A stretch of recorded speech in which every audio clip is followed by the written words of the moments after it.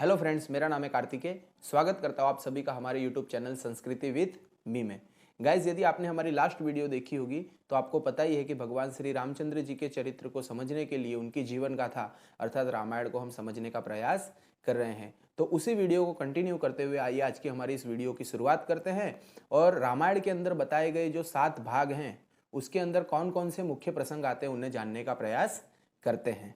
रामायण में सर्वप्रथम कांड आता है बाल्यकांड, जिसके अंदर बताया गया है कि इक्ष्वाकु वंश में एक बहुत ही सूरवीर और चक्रवर्ती राजा हुए जिनका नाम है राजा दशरथ। राजा दशरथ की 3 रानियां हैं। सर्वप्रथम है कौशल्या, दूसरे नंबर पर है कैकेयी और तीसरे नंबर पर है सुमित्रा।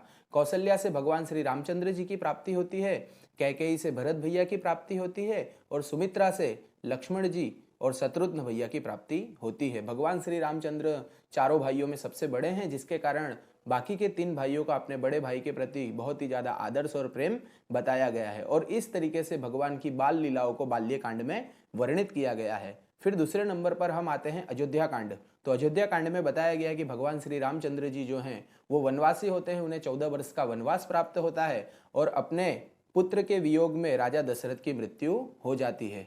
और यही दूसरे अध्याय में गाइस भरत मिलन का भी बहुत ही करुण प्रसंग दर्शाया गया है। फिर उसके बाद में हम आगे बढ़ते हैं और तीसरे अध्याय की शुरुआत होती है।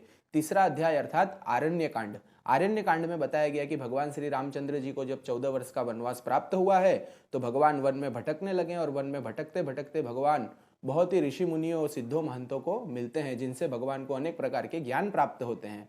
और वो सभी ज्ञान प्राप्त करते करते भगवान श्री राम पंचवटी में आकर के स्थिर होते हैं, जहां पर रावण के द्वारा माता सीता का हरण किया जाता है और जटायु युद्ध का भी प्रसंग यहाँ पर बताया गया है।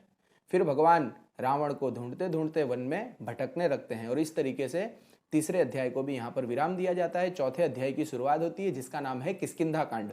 किष्किंधा कांड में गाइस बताया गया है कि हनुमान जी का भगवान श्री रामचंद्र से मिलन होता है और हनुमान जी के द्वारा सुग्रीव और भगवान श्री रामचंद्र जी की मित्रता होती है और भगवान बाली का वध करते हैं।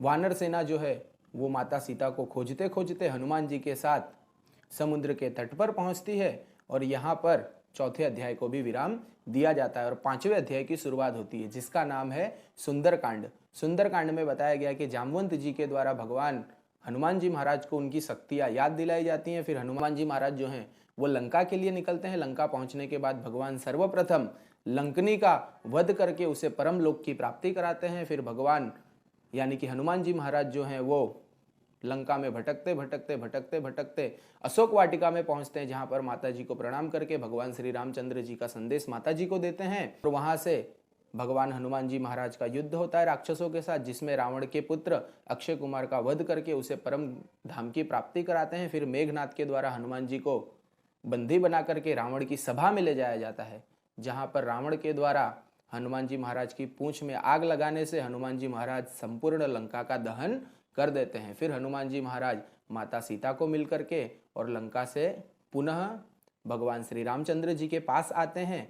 यहाँ पर रावण का जो छोटा भाई है विभीषण, उसे रावण क्या करता है, अपमानित करके अपने राज्य से राज्य निकाला कर देता है, जिससे विभीषण भी क्या करते हैं, श्री रामचंद्र जी के शरण में आ जाते हैं। फिर इस तरीके से यहाँ पर 5वां अध्याय पूर्ण होता है। 6ठे अध्याय की शुरुआत होती है, जिसका नाम है लंका कांड, जिसके अंदर बताया गया है कि फिर भगवान श्री रामचंद्र जो है वो संपूर्ण वानर सेना के साथ समुद्र के तट पर आते हैं। नल नील की सहायता से समुद्र के ऊपर पुल बनाया जाता है और भगवान श्री रामचंद्र का पूरी वानर सेना के साथ लंका नगरी में आगमन होता है, जहां पर वानरों का और दैत्यों का घमासान युद्ध होता है, जिसके अंदर अनेक दैत्य को क्या कर देती है, भगवान की सेना जो है वो मृत्यु लोक में पहुंचा देती है। और यहाँ पर प्रसंग आता है जिसके अंदर मेघनाथ वध बताया गया है और कुंभकर्ण वध बताया गया है। अंत में भगवान श्री रामचंद्र का रावण के साथ वध होता है, जिसमें भगवान श्री रामचंद्र जी रावण को मृत्यु लोक में पहुंचा करके विजय पताका लहराते हैं। माता सीता का आगमन होता है और भगवान ने वचन दिया था विभीषण को, उस वचन के हिसाब से भगवान जो है वो विभीषण को लंका की राज्य गद्दी पर बैठा देते हैं। और इस तरीके से यहाँ पर लंका कांड का भी क्या हो जाता है, समापन हो जाता है। और अंत में आता है उत्तरकांड। उत्तरकांड में बताया गया है कि भगवान श्री रामचंद्र, लक्ष्मण भैया, माता सीता और संपूर्ण वानर सेना जो है वो पुष्पक विमान में बैठ करके और अयोध्या के तरफ आती है, अयोध्या में आती है तो भगवान का भव्य स्वागत किया जाता है, जिसे हम दीपावली अवसर के स्वरूप में मनाते हैं। फिर भगवान का राज्याभिषेक किया जाता है और राम राज्य आता है, प्रजा सुखी हो जाती है। तो गाइस इस तरीके से टोटल 7 अध्याय में 7 खंड में 7, अगर रामायण की भाषा में बोले तो कांड में ये रामायण को वर्णित किया गया है, जिसके अंदर भगवान के आदर्श बताए गए हैं और मनुष्य को उससे यही सीखना है कि भगवान श्री रामचंद्र के जीवन के जो भी आदर्श है वो अपने जीवन में उतार करके अपने जीवन को धन्य बनाना है। तो इस तरीके से 2 वीडियो के अंदर हमने भगवान श्री रामचंद्र जी की गाथा अर्थात रामायण के बारे में जाना है। गाइस अगर आपको हमारी ये वीडियो पसंद आई हो तो प्लीज़ वीडियो को लाइक करिएगा, चैनल को सब्सक्राइब करिएगा और अगर फेसबुक पे देख रहे हैं तो पेज को भी लाइक करिएगा। तब तक के लिए हर हर महादेव।